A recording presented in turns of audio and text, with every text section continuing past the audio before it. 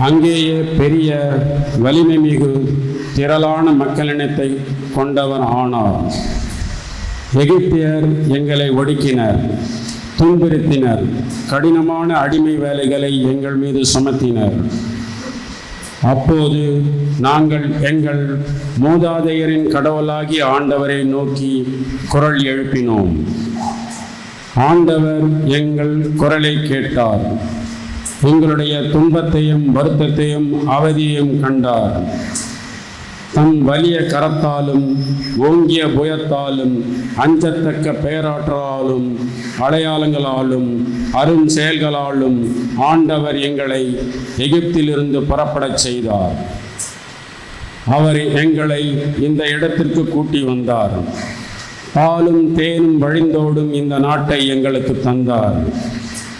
எனவே ஆண்டவரே, இதோ நீர் எனக்கு கொடுத்த நிலத்தின் முதற் பலனை கொண்டு வந்துள்ளேன் என்று சொல்லி அதை உன் கடவுளாகிய ஆண்டவர் முன்னிலையில் வைத்து அவரை பணிந்து தொழுவாய்.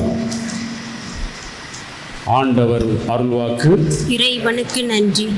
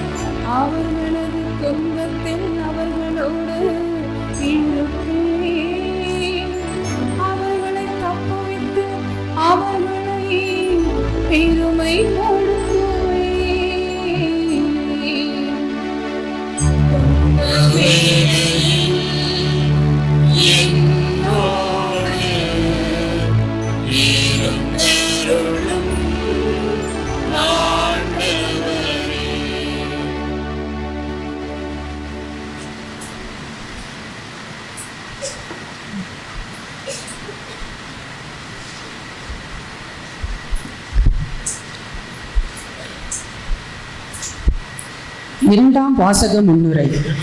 நம்பிக்கை ஒற்றை வாக்கியம்தான், அது இயேசுவே ஆண்டவர்.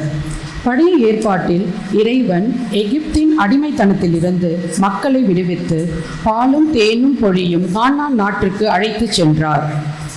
புதிய ஏற்பாட்டு இறைவன் பாவம் என்னும் அடிமைத்தனம் விடுத்து மக்களை புதிய வாழ்விற்கு அழைத்துச் செல்கின்றார். இயேசுவின் கடவுள் என்னும் அதிகம் நெருங்கி வருகின்றார் மண்ணுலகத்தோடு. இயேசுவின் வருகை மனிதர் நடுவில் உள்ள அனைத்து பிரிவுகளையும் அழைத்து விடுகிறது. இவற்றை உணர்த்தும் திருத்தூதர் பவுலடியார் திருமடலில் பதிவு செய்த இறை வார்த்தைகளை நம்பிக்கையுடன் செவி கொடுப்போம். இரண்டாம் வாசகம். திருத்தூதர் பவுல் ரோமியருக்கு எழுதிய திருமுகத்திலிருந்து வாசகம்.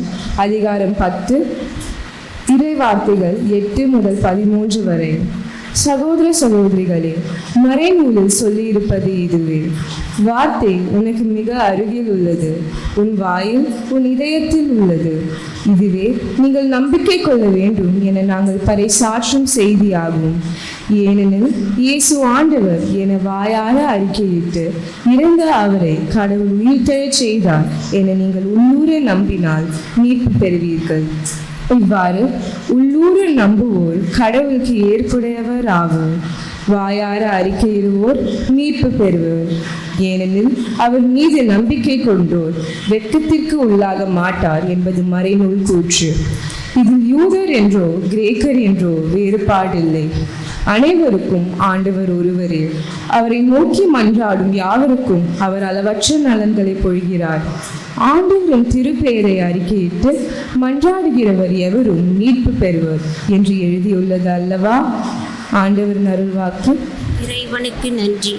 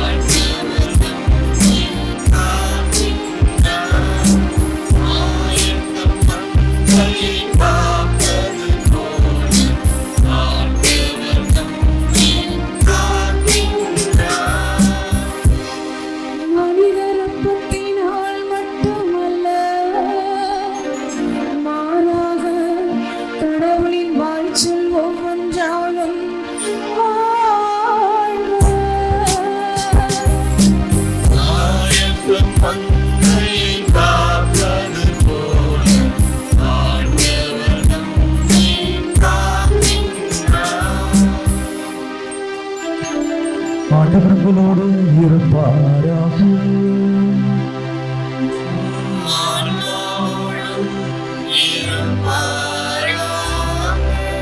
லூக்கா எழுதிய தூய நற்செய்தியிலிருந்து வாசகம்.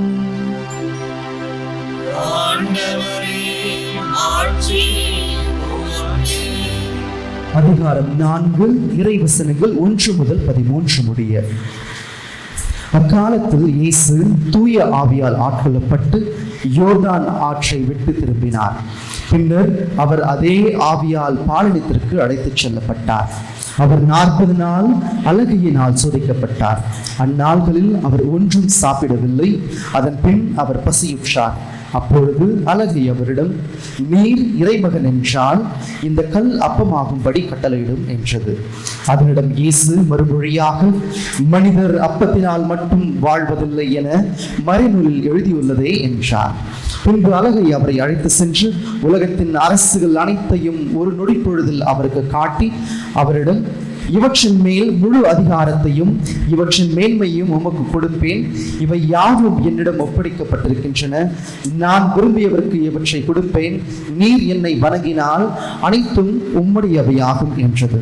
இயேசு அவரிடம் மறுமொழியாக, உன் கடவுளாகிய ஆண்டவரை வணங்கி அவர் ஒருவருக்கே பணி செய்வாயாக என்று மறைநூலில் எழுதியுள்ளது என்றார். பின்னர் அது அவரை எருசலேமுக்கு அழைத்து சென்று கோவிலின் உயர்ந்த பகுதியில் அவரை நிறுத்தி, நீர் இறைமகன் என்றால் இங்கிருந்து கீழே குதியும்.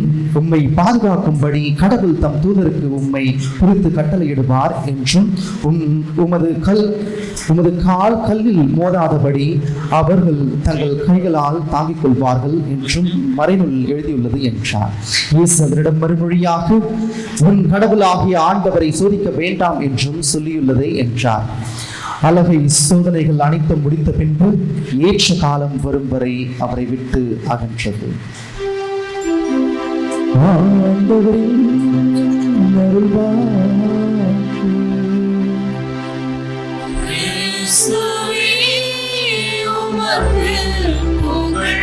ஆண்டவரின் அருள்வாக்கு நம்முடைய வாழ்வின் செல்வாக்கு. இயேசுவில் பிரியமுள்ள பாசத்திற்குரிய இறை மக்களே, உங்கள் அனைவரும் வாரம் பார்ப்பது மிகுந்த மகிழ்ச்சி. வாரத்தில் ஒரு முறை நாம் எல்லோரும் ஒன்றாக இணைந்து நம்முடைய திருமண குடும்ப வாழ்வை புதுப்பித்து நம்முடைய தனிப்பட்ட வாழ்வினுடைய விசுவாசத்தை மெருகேற்றி அடுத்து நம்முடைய வாழ்வை நகற்ற ஒரு அற்புதமான வாய்ப்பும் அழைப்பும் தான் ஞாயிறு திருப்பலி. கடவுளுக்கு நன்றி செலுத்த, கடவுளை புகழ, ஆராய்ந்து தொழுது அவற்றின் வழியாக நம்முடைய விசுவாச வாழ்வை புதுப்பித்துக் கொண்டு மகிழ்வோடு மன நிறைவோடு வீடுகளுக்கு செல்ல அற்புதமான கடவுள் தரக்கூடிய வாய்ப்பில் இன்னும் அதிகமாக வாழுங்கள் என்று உங்களை அன்போடு வாழ்த்துகின்றேன். தவக்காலம், அற்புதமான காலம் தொடங்கி நன்றாக நாம் சென்று கொண்டிருக்கிறோம். 40 நாட்கள் ஒரு நம்மை நாம் பண்படுத்த, பக்குவப்படுத்த, புடமிடப்பட, மெருகேற்ற ஒரு கடவுள் தரக்கூடிய வாய்ப்புகள். தவக்காலம் அழைப்பது பள்ளத்தாக்குகளை உருவாக்க அல்ல, மாறாக சொல்லுக்கும் செயலுக்கும், உடலுக்கும் உள்ளத்திற்கும், இறைவனுக்கும் மனிதனுக்கும் பாலங்கள் ஏற்படுத்ததான். ஆக இந்த தவக்காலம் ஒரு பாலமாக, உறவின் பாலமாக, ஒரு விசுவாசத்தின் பாலமாக அமையதான் அற்புதமான வாய்ப்பை கடவுள் நமக்கு திருவின் வழியாக வழங்குகிறார். அது ஒரு மளிகை கடை. அந்த மளிகை கடையில் மளிகை கடைக்காரர் ரொம்ப அழகாக அவருடைய வேலையை செய்து கொண்டுதான் இருக்கிறார். கடையும் ரொம்ப நன்றாக மும்மரமாக வியாபாரம் நடந்து கொண்டிருக்கிறது. அந்த கடையில் ஏறக்குறைய 5-6 பையன்கள் வேலை செய்கிறார்கள். அந்த அளவுக்கு ஒரு பெரிய கடை. ஆனால் இந்த மளிகை கடைக்காரருக்கு ஒரு வினோதமான ஒரு பழக்கம் இருக்கிறது. என்னவென்றால், கடை வியாபாரம் நன்றாக நடந்து கொண்டிருக்கின்ற போது கடையின் உள்ளாக சென்று தன்னுடைய அப்பாவுடைய போட்டோ மாட்டப்பட்டிருக்கும், இறந்த அந்த புகைப்படம், அப்பாவுடைய போட்டோ, அதை பார்த்துவிட்டு வந்து கொண்டே இருப்பார். இது கடையில் ஒவ்வொரு நாளும் ஒரு முறை நடக்கும், சில முறை பல தடவை கூட நடக்கும். கடை ரொம்ப அழகாக வியாபாரம் நடக்கின்ற போது தன்னுடைய அப்பாவுடைய முகத்தை பார்த்துவிட்டு வந்து கொண்டே இருப்பார். அப்பொழுது கடையில் இருந்த அந்த ஒரு பையன், ஏன் சார் எல்லாம் வியாபாரம் நல்லா போயிட்டுருக்கு, நீங்கள் என்ன அடிக்கடி உள்ளே போயிட்டு உங்கள் அப்பாவுடைய ஃபோட்டோவை பார்த்துட்டே வரீங்க, ஏதாவது விசேஷம் இருக்கா உங்கள் அப்பா ஃபோட்டோவில், இல்லை ஏதாவது ராசியா அப்படின்னும் போது அந்த கடையினுடைய உரிமையாளர், மளிகை கடைக்காரர், அப்படிலாம் ராசிலாம் ஒன்றும் இல்லை, எங்கள் அப்பா வைத்த கடை தான் இந்த கடை, அவர்கிட்ட இருந்து நான் தொழிலை கற்றுக்கிட்டேன். ரொம்ப நேர்மையான மனுஷன், ரொம்ப நல்ல மனுஷன், யாருமே ஏமாத்துறதுலாம் கிடையாது. ஆனால் எனக்கு நிறைய சோதனைகள் வரும். நான் எப்பெல்லாம் கடையில் வியாபாரம் மும்மரமாக போகிறேன், அப்போ எனக்கு நிறைய சோதனை வரும். ஏமாற்றலாமா, கொஞ்சம் கலப்படம் பண்ணலாமா, பெரியவங்க வந்தால் கொஞ்சம் எடையை குறைக்கலாமா, சரக்கு போட்டவனை காசு கொடுக்காம இழுத்து அடிக்கலாமா, அப்படிலாம் எனக்கு சோதனை வரும்.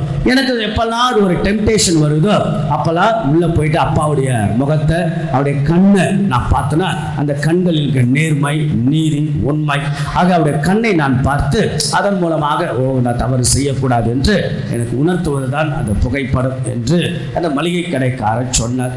தவக்காலத்தினுடைய முதல் ஞாயிறு ஆண்டவர் இயேசு அவர் தன்னுடைய தந்தையாம் கண்கள் மேல் பதிய வைத்து தன் வாழ்க்கையை நகர்ந்தார். Jesus eyes was totally focused at the above Father. அதனாலதான் he never ever miss a track. ஆகையால ஆண்டவர் இயேசு எந்த விதத்திலும் தன்னுடைய வழியிலிருந்து தவறவே இல்லை. தந்தையின் மேல் வைத்த அல்ல தந்தையின் மேல் அந்த கண்களின் மேல் வைத்த அந்த எண்ணமும் கவனமும் தான் அவர் சோதனைகளை வெல்வதற்கான கூட வாய்ப்பாக அமைந்தது. அன்புக்குரியவர்களே, நம்முடைய வாழ்க்கையில், நம்ம எல்லாருடைய வாழ்க்கையிலும் சோதனைகள் வரும். சோதனைகள் இல்லாத மனிதர்கள் இல்லை என்று சொல்லலாம். விரும்பினாலும் விரும்பாவிட்டாலும் நம்முடைய வாழ்க்கையில் நிறைய டெம்டேஷன்ஸ், நிறைய ஷார்ட்கமிங்ஸ், நிறைய சோதனைகள் நம்முடைய வாழ்க்கையில் சந்தித்துக் கொண்டுதான் இருப்போம்.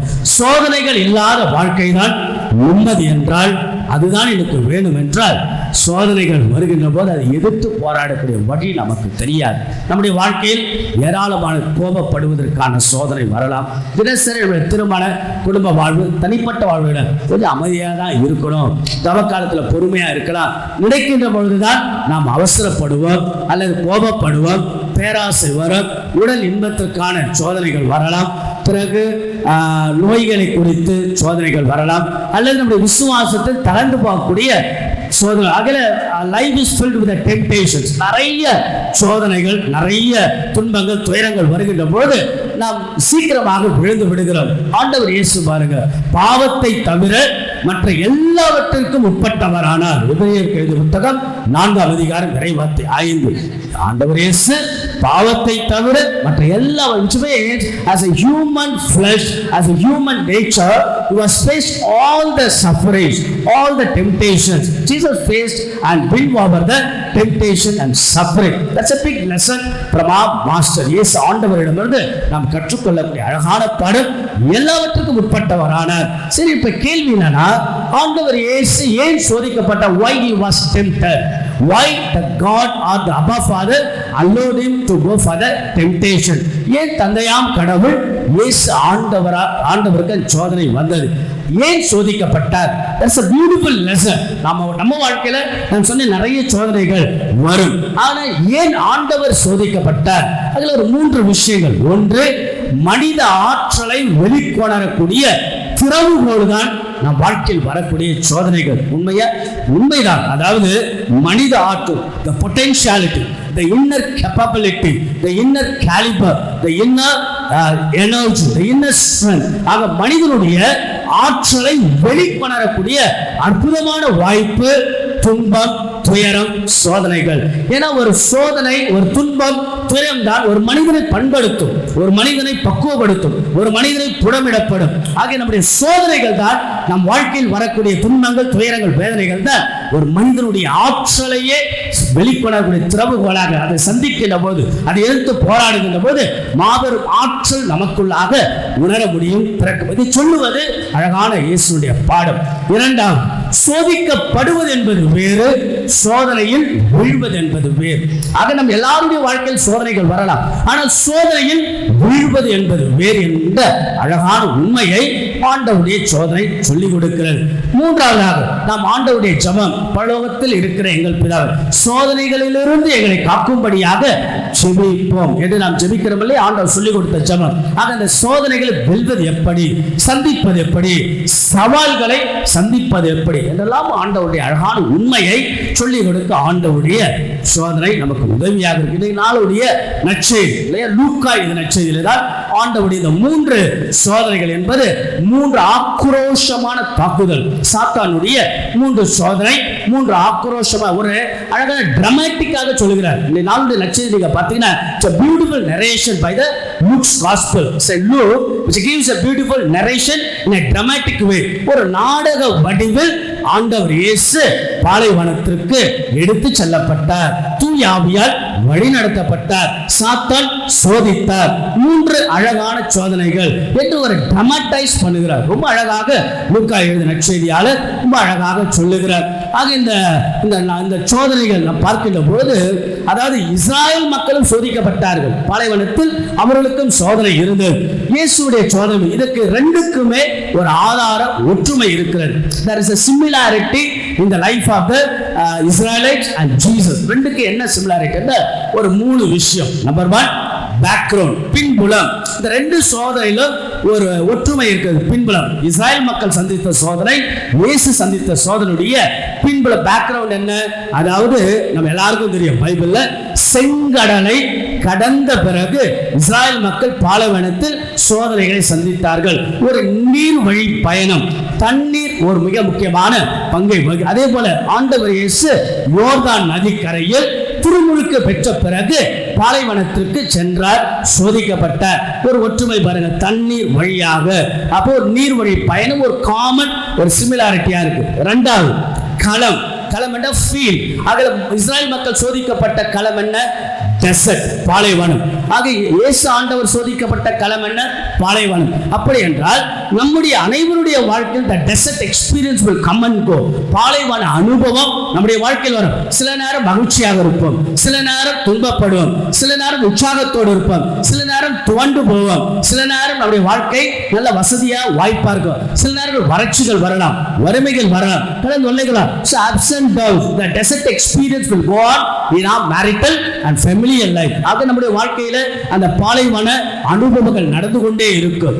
இயேசுடைய வாழ்க்கையில் மூன்றாவது காலம் டைம். அதில் 40 ஆண்டுகள் இஸ்ராயல் மக்கள் சோதிக்கப்பட்டார்கள், 40 நாட்கள் ஆண்டவர் இயேசு சோதிக்கப்பட்டார். ஒரு விஷயம் நீங்க எப்படி பார்க்கணும்னா, ஆண்டவர் இயேசு 40 நாள் சோதிக்கப்பட்டார், அவர் பயங்கரமாக வெற்றி கொண்டார் என்று இப்படி சுருக்கமாக முடித்து விடக் கூடாது. இயேசு சோதிக்கப்பட்டார், இயேசு அழகாக வெற்றி கொண்டார் என்று we should not give the end or full stop within a short ஒரு ஃப்ரேம்ல அல்ல, மாறாக 40 days 40 நாட்கள் என்பது ஒரு நீடித்த போராட்டம். It's a struggle, it's a battle, ஒரு விசுவாசத்தில் போராட்டம்.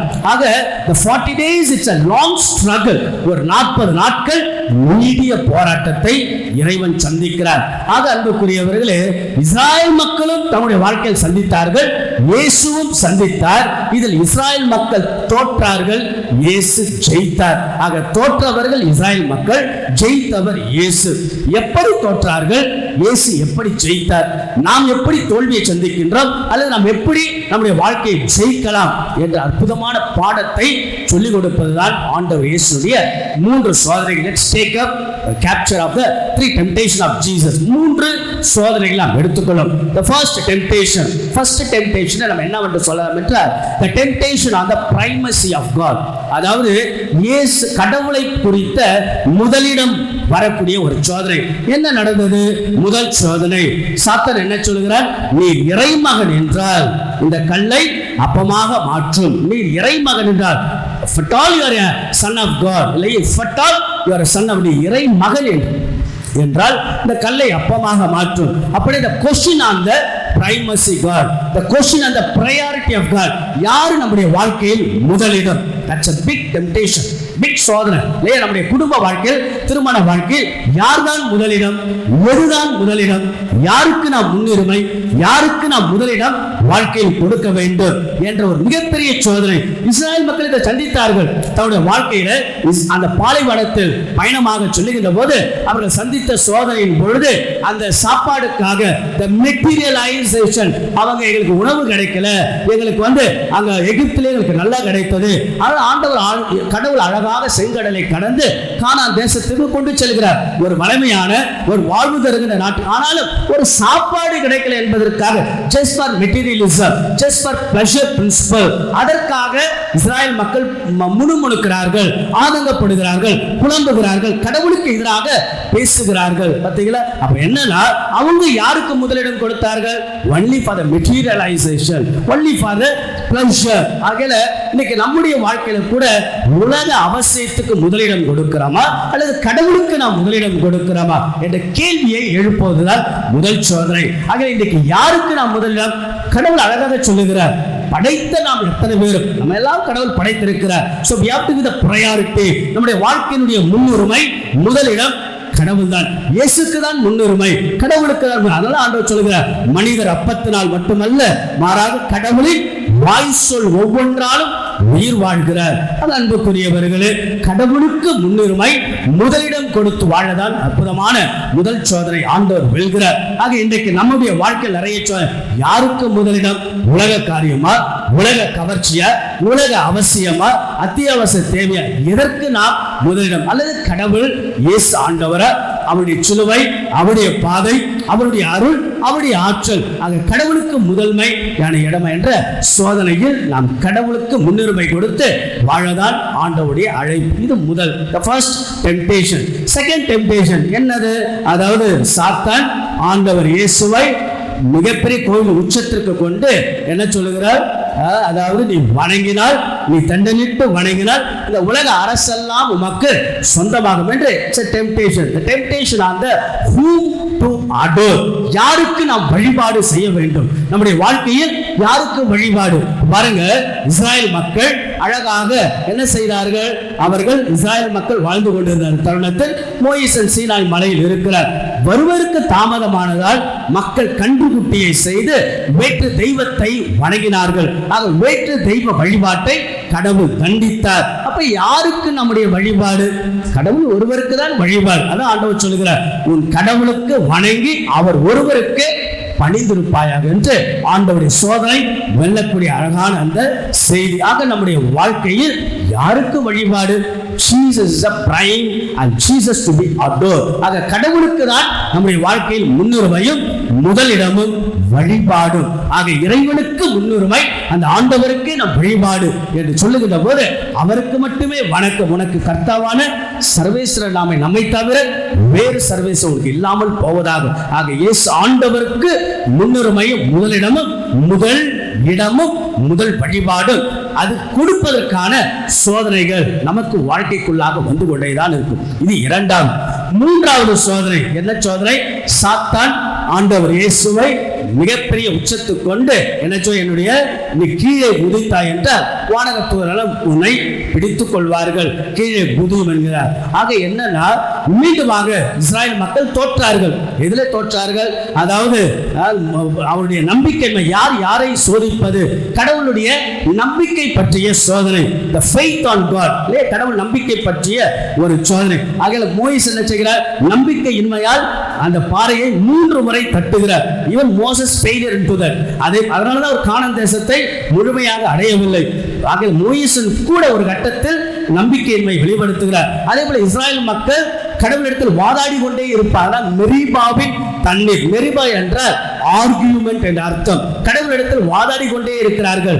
யார் யாரு? மக்கள் கடவுளை சோதித்துக் கொண்டே இருக்கிறார்கள். மக்கள் கடவுளை நம்பாமல் சோதித்துக் கொண்டே இருக்கிறார்கள். ஆக அன்புக்குரியவர்களே, ஆண்டவராகிய கடவுளை சோதிக்காது, கடவுளை நம்ப வேண்டும். கடவுள் மேல் வைக்கிற நம்பிக்கை, எங்க கடவுள் இருக்கிறார், எனக்கு என்ன செய்கிறார் என்றெல்லாம் நாம் கடவுளை சோதிப்பதல்ல. Yes, trust in God, trust in Jesus. Yes, everything is possible only through the God. கடவுளை நம்புவது, கடவுளையே நம்புவது, கடவுளை மட்டும்தான் நம்புவது. இயேசுவே என் வாழ்க்கை, இயேசு மட்டும்தான் என் வாழ்க்கை, இயேசு வழியாக தான் நீ பெற்று கடவுளை நம்புகின்ற அன்புக்குரியவர்கள் நம்முடைய வாழ்க்கையில் கடவுளுக்கு முன்னுரிமை, அவருக்கே முதன்மையான வழிபாடு, கடவுள் மேல் நம்பிக்கை வைத்து வாழக்கூடிய மனிதர்களாக நாம் இருக்கின்ற போது நம் வாழ்க்கையில் வரக்கூடிய சோதனைகள், துன்பங்கள், துயரங்களை வெல்வோம் என்ற நம்பிக்கை சொல்லி தருவதுதான் ஆண்டவருடைய தவக்காலத்தில் முதல் ஞாயிறு. ரவீந்திரநாத் தாகூருடைய அழகான ஜபத்தோடு நாம் முடிக்கலாம். ரவீந்திரநாத் தாகூர் இந்த ஒரு அற்புதமான ஜபத்தை சொல்வார். இறைவா, என் வாழ்க்கையில் வரக்கூடிய சோதனைகளிலிருந்து என்னை பாதுகாக்கும்படி நான் கெஞ்ச மாட்டேன். மாறாக என் வாழ்க்கையில் வரக்கூடிய சோதனைகளை எதிர்த்து போராடக்கூடிய மன வலிமையை, நம்பிக்கை எனக்கு தாரும். வெற்றியை மட்டும் யாசிக்க வைத்துவிட்டு என்னை கோழையாக்கி விடாது.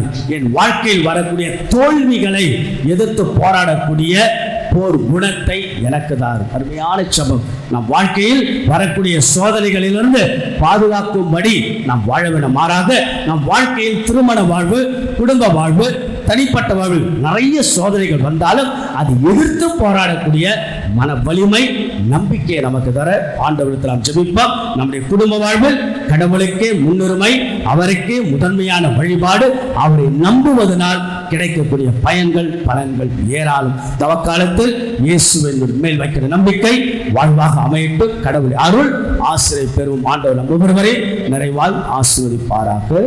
ஆமென். கவனிப்பார். எழுந்து நிற்போம், விசுவாசிப்போம்.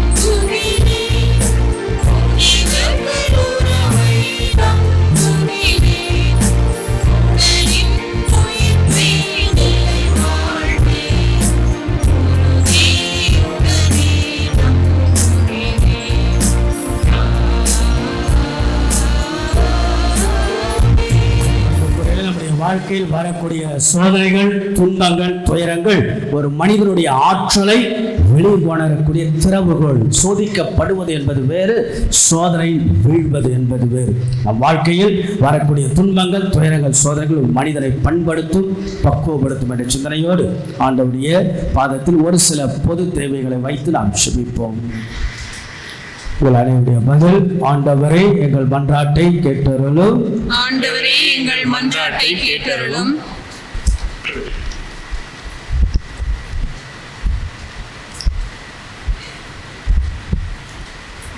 நம்பிக்கையாளரின் மன்றாட்டுகள். தம் வலிய கரத்தாலும் ஓங்கிய புயத்தாலும் அருஞ்செயல்களாலும் தாம் தேர்ந்தெடுத்த இஸ்ரேல் இனத்தை பாதுகாத்து வழிநடத்திய கடவுள் அவர் தாமே தேர்ந்தெடுத்த திருத்தந்தை பிரான்சிஸ் அவர்களை பாதுகாத்து பரிபூரண உடல் நலத்தையும் திரு அவையை திறம்பட வழி நடத்த தேவையான திடனையும் தந்திட வேண்டும் என்று இறைவா உம்மை மன்றாடுகின்றோம். மனமாற்றத்தை விரும்புவரே எம் இறைவா, சொல்லிலும் செயலிலும் நேர்மையை கடைபிடித்து நாங்கள் எடுக்கின்ற தவ முயற்சிகளில் உண்மையான மனமாற்றத்தையும் ஆன்மீக எழுச்சியையும் கண்டுணர எங்களுக்கு உமதருள் தர இறைவா உம்மை மன்றாடுகிறோம்.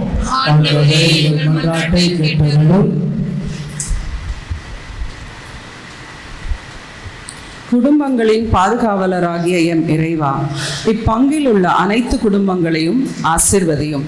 அவர்களின் வாழ்வில் வரும் சோதனைகளை சாதனைகளாக மாற்றிட தேவையான வரத்தை அளித்தருள வேண்டும் என்று இறைவா உம்மை மன்றாடுகிறோம். வெற்றியின் நாயகனே எம் இறைவா, பொது தேர்வு எழுதி கொண்டிருக்கும் எமது 10ஆம் 11ஆம் 12ஆம் வகுப்பு மாணவ மாணவியர்களை ஆசீர்வதித்து அவர்களுக்கு தேவையான உடல் உள்ள சுகத்தையும் பலனையும் ஞானத்தையும் நினைவாற்றலையும் அவர்களுக்கு அளித்து நல்ல மதிப்பெண்கள் எடுத்து தேர்வில் வெற்றி பெற இறைவா உம்மை மன்றாடுகிறோம். இந்த பொது கருத்துக்களோடு நம்முடைய தனிப்பட்ட வேண்டுதலை கொண்டு வருவோம். கண்களை மூடுவோம். நாம் நின்று கொண்டிருக்கக்கூடிய இடம் ஆண்டவர் சந்நிதி, நம் குடும்பத்தின் நிம்மதி. ஆலயம் வருவோம், ஆண்டவருடைய அருள் ஆசிரியை நாம் பெறுவோம். இன்றைய நாள் ஆண்டவர் இயேசு சந்தித்த சோதனைகள் நமக்கு அழகான பாடங்கள். ஆக அவர் சோதனைகளை எப்படி வெல்கிறார், இறை வார்த்தையை பயன்படுத்தி ஜெயிக்கிறார். முழுவதும் தந்தையின் மேல் வைத்த கண்கள் பதிய வைத்து தன்னுடைய வாழ்க்கையில் எப்பொழுதும் நேரிய பாதையில். அதே போல நம்முடைய வாழ்க்கையில் வரக்கூடிய சோதனைகள் என்பது ஒரு மனிதனுடைய ஆற்றலை வெளிக்கொள்ளக்கூடிய திறவுகோல் என்கிறார். சோதிக்கப்படுவது என்பது வேறு, சோதனை வீழ்வது என்பது வேறு. எந்த சோதனையில், எந்த துன்பத்தில், துயரத்தில், பாவத்தில், பலவீனத்தில் நாம் விழுந்து கிடக்கின்றோம். ஆக கடவுளுக்கு நாம் முன்னுரிமை முதலிடம் கொடுத்து அவருக்கே நம்முடைய வழிபாடும் அவருக்கே நம்முடைய முதன்மையான இடமும் கடவுளை முழுமையாக நம்பி அவற்றின் வழியாக நம்முடைய குடும்ப வாழ்வு அருளோடும் ஆசிரோடும் நம்பிக்கையோடு செல்ல இறைவன் நம் ஒவ்வொருவரையும் தொடர்ந்து நவ நாட்களில் ஆசீர்வதிக்க நம்மை நாம் சுய ஆய்வு செய்து இயேசுவின் பாடுகளின் பாதையில் நம்முடைய வாழ்வின் பாதை எடுத்து செல்ல கடவுள் நம் ஒவ்வொருவரையும் நிறைவாய் ஆசீர்வதிப்பாராக. ஆமென். காணிக்கைப்பார்.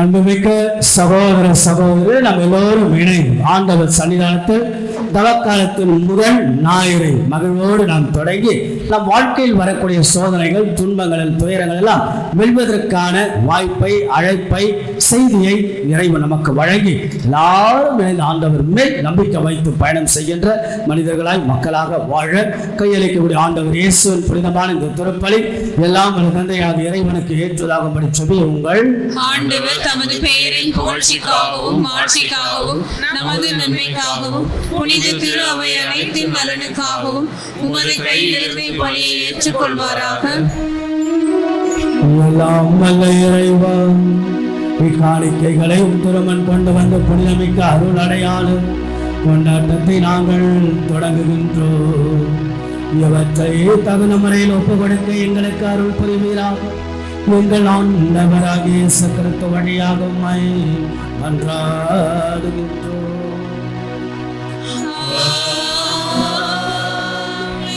ஆண்டவர் உங்களோடு இருப்பாராக.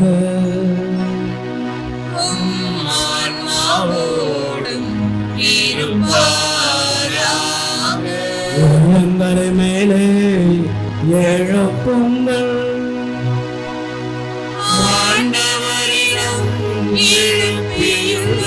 நம் இறைவனாகிய ஆண்டவருக்கு நன்றி கூறுவோம்.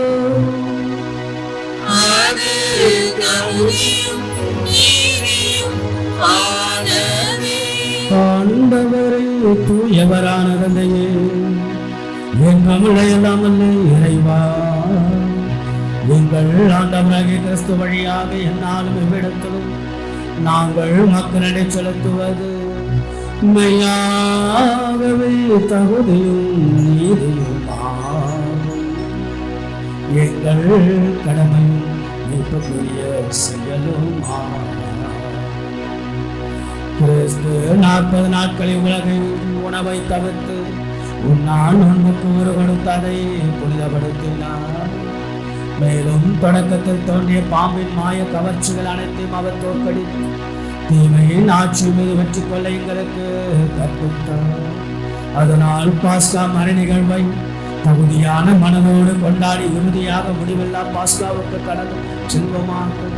ஆகவே வானகத் தூதர் அணிகளோடும் புனிதரின் பெருந்திரளோடும் நாங்கள் சேர்ந்து மக்கள் புகழ்ச்சி பண்ணி சைத்த முடிவின்றி ஒரே குரலாய் பாடுவதாவது.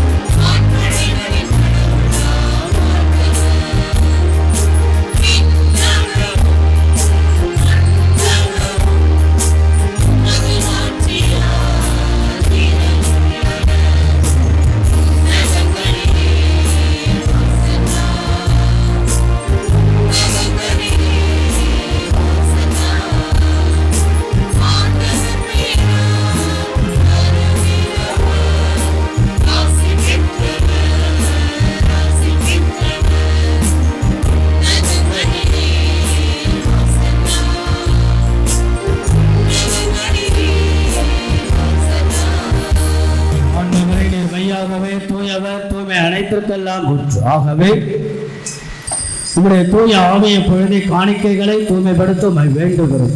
இவ்வாறு எங்கள் ஆண்டவர் இயேசு கிறிஸ்துவை உடலும் இரத்தமுமாக எங்களுக்கு மாறுவனவாக அவர் பாடுபட உலங்கணிந்து தம்மை கையளித்த பொழுது அப்பத்தை எடுத்து நன்றியை செலுத்தி அதை பெற்று தமது சீடர்களுக்கு அளித்து அவர் கூறியதாவது: அனைவரும் இதிலிருந்து பெற்று உண்ணுங்கள், ஏனெனில் இது உங்களுக்காக வியரிக்கப்படும் என் உடல்.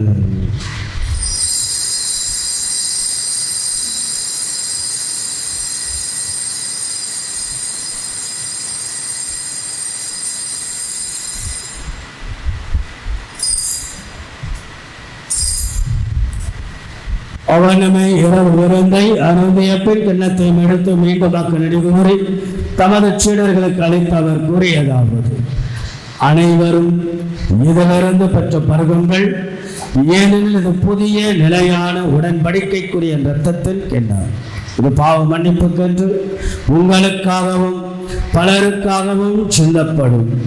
இதை என் நினைவாக செய்யுங்கள்.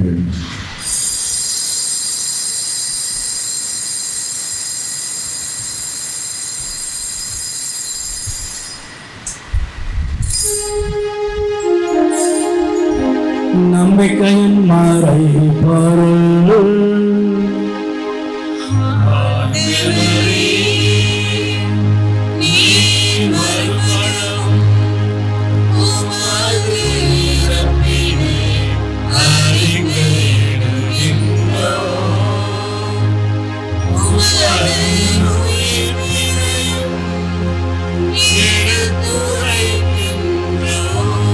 ஆகவே ஆண்டவரே, நாங்கள் கிறிஸ்துவின் இறப்பினை உயிர்ப்பினை நினைவு கூர்ந்து வாழ்வதரும் அப்பத்தை மீட்பளிக்கும் கிண்ணத்தை உமக்கு ஒப்புக் கொடுக்கின்றோம்.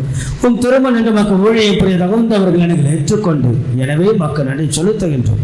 மேலும் கிறிஸ்துவின் உடலிலும் இரத்தத்திலும் பங்கு கொள்ளும் எங்களை தூய ஆவியானவர் கொண்டு சேர்க்க வேண்டும் என தாழ்மையுடன் மன்றாடுகிறோம். ஆண்டவரை, உலகெங்கும் பரவிருக்கும் அத்திரு அவையை நினைவு கொண்டலும் எங்கள் தாய் திரு அவையை வழி நடத்தக்கூடிய திருத்தந்தை பிரான்சிஸ், மேலும் எங்களுடைய பேராயர் ஜார்ஜ், ஏனைய ஆயர்கள், திருப்பணியாளர்கள், துறவியர், பொது நிலையினர் ஆகிய அனைவரின் அன்பின் நிறைவை அடைய செய்தலும்.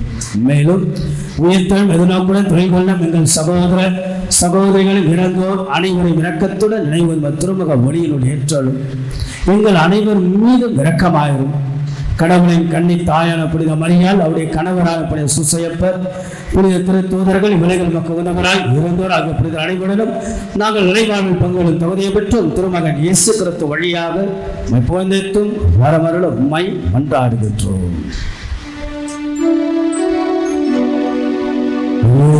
வழியாக இவரோடு வரல் எல்லாம் வல்ல இறைவனாகிய தந்தையே, தூயாவியாரின் ஒன்றைக்குள் எல்லா புகழும் ஆட்சியும் எங்கள் உரியதே.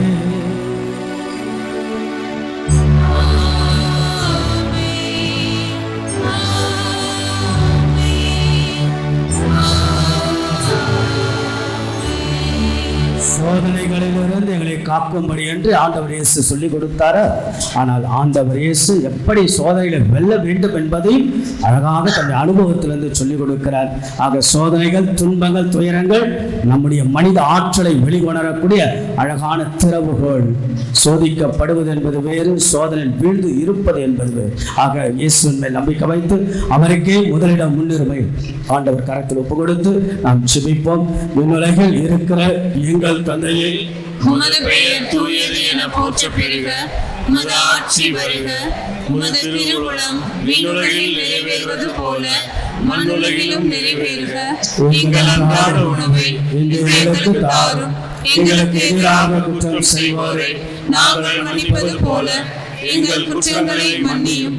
எங்களை சோதனைக்கு உட்படுத்தாதேயும், தீமையிலிருந்து எங்களை விடுவித்தரும். ஆண்டவரை, தீமை அனைத்திலிருந்தும் எங்களை விடுவித்து எங்கள் வாழ்நாளில் அமைதியை கனிவுடன் அருளமை மன்றாடு. இரக்கத்தின் உதவியால் நாங்கள் பாவத்திலிருந்து எப்பொழுதும் விடுதலை பெற்று யாதொரு கலக்கமின்றி நலமாய் இருப்போமாக. நாங்கள் எதிர்நோக்கி இருக்கும் பேரின்பத்திற்காகவும் இமைப்பராக இயேசு கிறிஸ்துவின் வருகைக்காகவும் காத்திருக்கின்றோம். ஆட்சியும் வல்லமையும் ஆட்சியும் என்றென்றும் உமதே. ஆண்டவராகிய இயேசு கிறிஸ்துவை அமைதி உங்களுக்கு விட்டுச் சொல்கிறேன், என் அமைதியை உங்களுக்கு அளிக்கின்றேன் என்று திருத்தூதர்களுக்கெல்லாம் மொழிந்து எங்களது குற்றங்கள், குறைகள், பாவங்கள், பலவீனங்கள் எல்லாம் ஆண்டவரை நீர் பாராமல் உங்களுடைய திரு அவை நம்பிக்கை கண்ணோக்கி எங்களுக்கு அமைதியும் ஒற்றுமையும் அளித்தல திருவிழம் கொள்வீராக. என்றென்றும் ஆட்சி செய்கின்றவர் நீரே. ஆண்டவருடைய அமைதியினாலும் உங்கள் அனைவரோடும் இருப்பதாக, ஆன்மாவோடும் இருப்பதாக. ஒருவருக்கொருவர் அமைதியை பகிர்ந்து கொள்வோம். ஆண்டவராகிய இயேசு கிறிஸ்துவின் உலகின் பாவங்களை போக்கும் இறைவனின் செம்மறியே எங்கள் மேல் இரக்கமாயிரும். உலகின் பாவங்களை போக்கும் இறைவனின் செம்மறியே எங்கள் மேல் இரக்கமாயிரும். உலகின் பாவங்களை போக்கும் இறைவனின் செம்மறியே எங்களுக்கு அமைதியை அளித்தருளும். நமது ஆண்டவராகிய இயேசு பாவம் தவிர மற்ற எல்லாவற்றிற்கும் உட்பட்டவரானார். அப்படி என்றால் சோதனையும் சந்தித்தார், துன்ப துயரங்களையும் சந்தித்தார். அது வெல்வதற்கான அழகான வழிமுறைகளை ஆண்டவர் நமக்கு சொல்லிக் கொடுக்கிறார். ஆக இயேசு ஆண்டவருக்கே முன்னுரிமையும் முதலிடம் இவருக்கே நம்முடைய முதல் வழிபாடு. கடவுள் மேல் வைக்கின்ற நம்பிக்கையில் நாம் சோதனையில் விழுந்து விடாமல் இயேசுவின் மேல் வைக்கின்ற நம்பிக்கை வாழ்வாய், சக்தியாய், ஆற்றலாய், பலமாய் மாற ஆண்டவர் நம்மை தேடி வரக்கூடிய இயேசு ஆண்டவரின் திரு விருந்திற்கு அழைக்கப்பட்ட நம்ம ஒவ்வொருவரும் பேறு பெற்றோர். ஆண்டவரே, நீர் என் இல்லத்தில் எழுந்தருள நான் தகுதியற்றவள். ஆனால் ஒரு வார்த்தை மட்டும் சொல்லியருளும், எனது ஆன்மா நலமடையும். கிறிஸ்துவின் திருவிழல் திறத்தம் நம்மை காத்து முடிவில்லா வாழ்வளிப்பதாக. ஆமென்.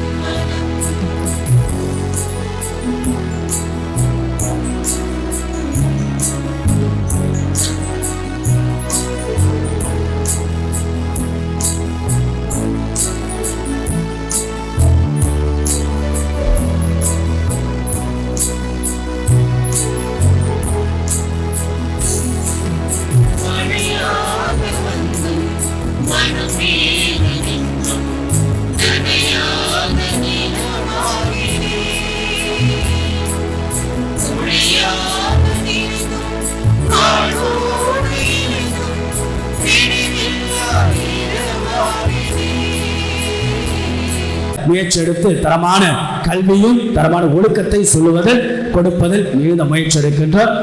பங்கில் இருக்கக்கூடிய பல பேர் பிள்ளைகளை அழைத்து கொண்டு வரார்கள். அது ஒரு அழகான ஒரு இயேசுடைய பணி. ஆகையால சாதாரண மக்கள் இருப்பார்கள், மிடில் கிளாஸ் இருப்பாங்க, வாங்க எங்கள் ஸ்கூல் இருக்கு அப்படின்னு சொல்லிட்டு பல பேர் கூட்டிக்கிட்டு வராங்க. Well appreciated. ஆகையால் கூட்டிக்கிட்டு வாங்க, பங்கு ஒரு கரஸ்பாண்டாக கட்டாயம் நாங்கள் இருப்பேன். மக்கள் நீங்கள் பங்கு மக்கள் கூட்டிக்கிட்டு வந்தால் அது மிகுந்த மகிழ்ச்சியாக இருக்கும். யாருக்காவது நாம உதவிகளை செய்து கொண்டே இருப்போம் என்பதை அன்போடு தெரிவித்துக் கொள்கின்றேன். பிறகு அன்புக்குரியவர்களே, அன்பிய கூட்டங்கள் பற்றிய அறிவு. நாளைக்கு திங்கட்கிழமை மாலை 6 மணிக்கு யோக்கப் அன்பியம் திருமதி லாரன்ஸ் பவானி இல்லத்திலும், வருகின்ற புதன் 7 மணிக்கு பவுல் அன்பியம் திருமதி ஷர்மிளா ஜஸ்டின் இல்லத்திலும், வருகின்ற புதன் மாலை 7 மணிக்கு பெஞ்சமின் அன்பியம் திரு மகிமராஜ் இல்லத்திலும், வருகின்ற புதன் மாலை 7 மணிக்கு குழந்தையை சன்பியம் பன்னீர்செல்வம் ஆல்பின் இல்லத்திலும், வருகின்ற சனி மாலை 6:30 மணிக்கு புனித அன்னம்மாள் அன்பியம் திருமதி மனத்தா அவர்கள் இல்லத்திலும் நடைபெறும். நேற்றைய நாள் நம்ம என்ன கொண்டாடினோம்? நேற்றைய நாள் சர்வதேச மகளிர் தின விழா காலை பள்ளிக்கூடத்தில் ரொம்ப அழகாக கொண்டாடினோம். நேற்று சாயங்காலம் ரொம்ப அழகாக பங்கு தந்தை பேண்டெல்லாம் வைத்து வந்து திருப்பலிக்கு வந்த அனைத்து பெண்களுக்கும் சிறப்பாக கொண்டாடினோம். ஆக இன்றைக்கு நீங்கள் வந்திருக்கிறீர்கள். நேற்று நாள் இருந்தாலும் அது நேற்று நாள் மட்டும்தான் மகளிர் தினம் அல்ல, தினசரி நம் வாழ்வில் கொண்டாடலாம். ஆகவே பெண் என்றால் ஆயுதம், நாக்கில் பெண் என்றால் ஆயுதம், பெண் என்றால் பலம், பெண் என்றால் சக்தி. பெண்மையோடு நீங்கள் பெண்மையை போற்றுங்கள். பெண்மையை அந்த கடவுள் கொடுத்த அற்புதமான அந்த படைப்பில் நீங்கள் நன்றாக வாழுங்கள் என்று அன்போடு வாழ்த்துகின்றேன். எல்லோரும் நாம் கடவுளை எழுப்பி சர்வதேச மகளிர் தின வாழ்த்துக்கள். கடவுள் உங்களுடைய அற்புதமான இந்த பெண்மையை இறைவன் ஆசீர்வதிப்பார். தொடர்ந்து நல்ல ஒரு தோழியாய், தாயாய், தங்கையாய், அற்புதமான மனிதர்களாய் வாழுங்கள் என்று அன்போடு உங்களை வாழ்த்துகின்றேன். எழுந்து நிற்போம். இறுதி செல்வம்.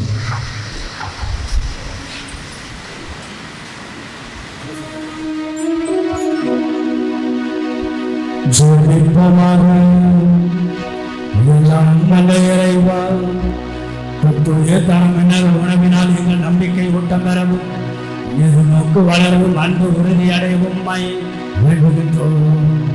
அதனால் உயிருள்ள உண்மையான உணவாம் கிறிஸ்துவை நாங்கள் ஆர்வத்துடனாக கற்றுக்கொள்வதோடு ஒரு வாயில் நின்று பெறப்படும் எல்லா வார்த்தைகளாலும் வாழ்ந்திட ஆற்றல் பெருமமாக எங்கள் ஆண்டவராக இயேசு கிறிஸ்து வழியாக மன்றாடுகிறோம்.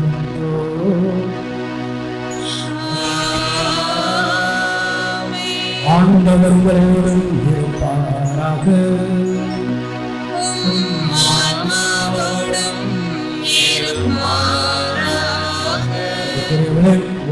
வாரம் 6ஆம் வாரம் என்று உங்களை அழைப்பதும் வழி அனுப்புவதும் மிகுந்த மகிழ்ச்சி. நாளுடைய வாழ்க்கையின் சிந்தனை, வாழ்வில் சிந்தனை, டெம்ப்டேஷன், சோதனைகள் வரும். எல்லாருடைய வாழ்க்கையில் வந்தாலும் சோதிக்கப்படுவது என்பது வேறு, வீழ்வது என்பது வேறு. ஆகிய சோதனைகள் மனித ஆற்றலை வெளிக்கொணரக்கூடிய திறவுக்கோள் என்பதை உணர்ந்து வாழுங்கள். கரங்களை உயர்த்துவோம். நம்ம எல்லாருக்கும் பலம் அந்த தேவத்தாய் தான். அன்னையிடத்தில் நாம் சொல்லிவிட்டு மகிழ்ச்சியோடு நாம் குடும்ப வாழ்க்கைக்கு நாம் செல்லுவோம். எல்லோரும் தேவத்தாயை நாம் பார்ப்போம். அன்னையோடு பலம், அன்னையோடு நம் சக்தி, அன்னையோடு ஆற்றல், அன்னையோடு நாம் நிறைவு.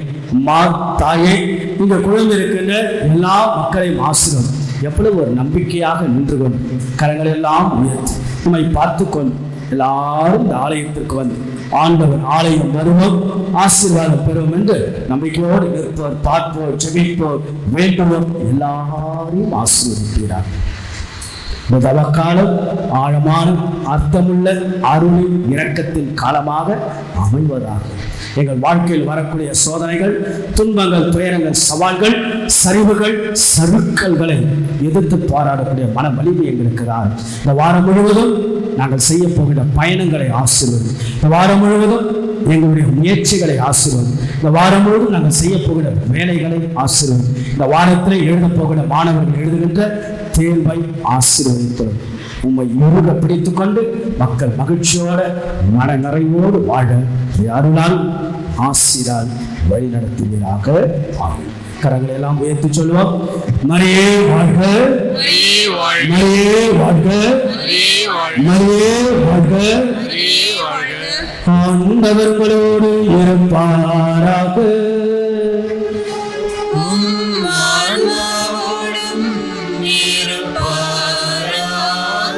எல்லாம் வல்ல இறைவன் தந்தை, மகன், தூயாவி உங்களை ஆசீர்வதிப்பாராக.